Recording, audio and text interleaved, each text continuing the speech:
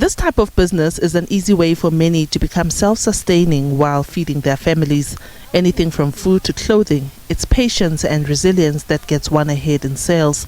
Maurice Ngobo, who has been selling acha outside a shopping centre in Innerdale, says he feels the pinch of people not having enough money to spend. Ngobo says he doesn't expect any change in his business circumstances after the election. And I don't see any change for my elections and everything. I don't see any change. Mina ngizibonela abantu nje abayidlela imali from lapha eyitulweni ezinkulu nabantwana babo nama families. So lezi zinto lezo nje mina I don't care. Mina nje sengivumile I process yakithi ukuthi uma umuntu kumele uyiphilele usupport abantwana bakho then nabo baqhubeke kanjalo kanjalo. I don't see any change from ANC. Just like Abel Lipoto, who joined the local taxi business 10 years ago, he says business is slow.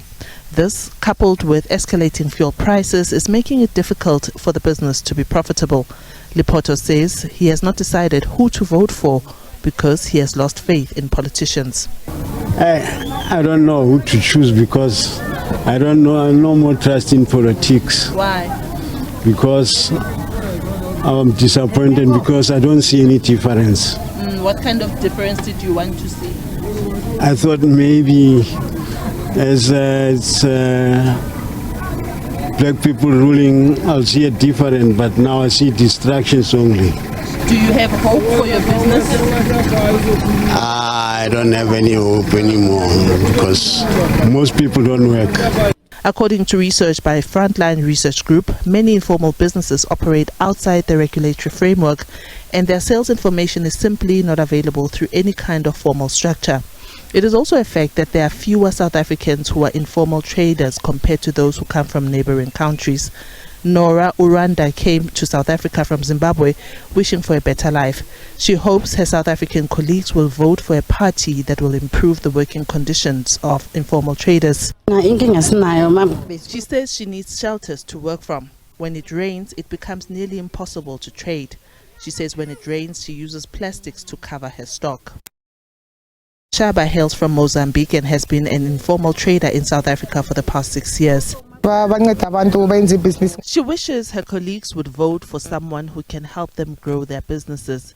The newly launched Organization for Township and Rural Economy, OTREP, is made up of 15 organizations in the township economy space. It says it is already developing training programs for informal traders. We've got a program now that we are finalizing with CCBSA, which specifically talks to informal traders in terms of empowering them, one, with skills, but two, ensuring that their places of trade are of the required standard as required by the municipality. But also to be their voice in engaging and speaking to municipalities, for example, in terms of certificate of acceptances for those that deal with food, trade licensing as well, that's another issue as well, and lobbying various municipalities as well to ensure that the requirements for trade licensing and the likes take into cognizance the conditions and realities of informal traders. The Township Economic Commission of South Africa says in the journey to formalize the township economy, informal traders want to see a change with the next administration. People are saying to us, the next 30 years, it must be a different 30 years, meaning we're looking at the township economy, most especially the informal sector, beyond the 29th of May. What is the mirror? Because at the end of the day, we're saying, you remember the challenge that we're facing with the township spaza shops, the informal traders that are trading on the street, the issues of the bylaws, the issues of permits, the issues of licenses and all that. Now we are now saying, let's make sure that let's put our actions in terms of the things that we're doing. Diabo Seto, SABC News, Johannesburg.